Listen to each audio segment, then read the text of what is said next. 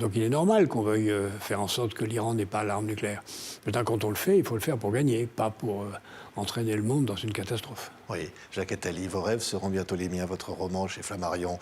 Et alors, on croit qu'on va s'éloigner de la réalité, qu'on va rentrer dans un roman d'anticipation, un roman policier, mais en fait qui nous mêle de politique. On est en 2036, en 2032, il y a une élection présidentielle, un président qui est retrouvé gravement blessé, à ses côtés un inconnu mort, et une enquête qui va démarrer, et on va découvrir au fond un monde qui sera peut-être celui de demain. Et vous dites d'ailleurs en introduction de ce livre, vous dites tout ce qui est raconté dans ce livre va peut-être se produire. Par hasard, plan quinquennal. Donc c'est pas pour après-demain, c'est pas de la science-fiction.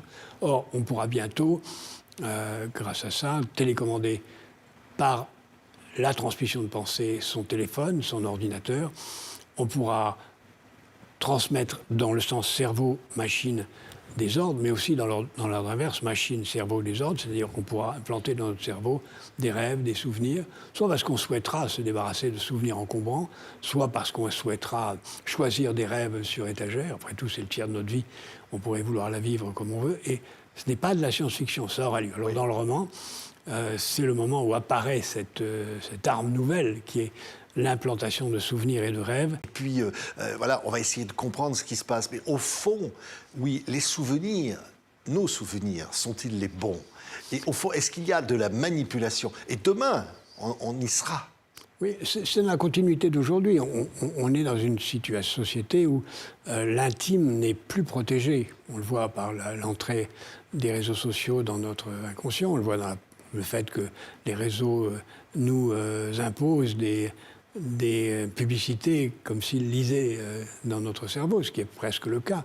Donc l'intimité n'est plus protégée et souvent, volontairement, nous ne voulons pas protéger notre intimité pour beaucoup de gens qui sont très impatients d'être vus sur les réseaux sociaux et donc mettre tout ce qu'ils sont, y compris le plus intime, au vu et au su de tout le monde avec un narcissisme suicidaire. Et donc ces technologies qui vont commencer d'une façon médicale et qui ont déjà commencé depuis quelques années à être des façons de se débarrasser de souvenirs traumatisants ou de permettre à des gens gravement blessés de pouvoir continuer à vivre et à travailler en communiquant par le cerveau et non plus par leurs paroles ou par leurs membres s'ils en sont privés.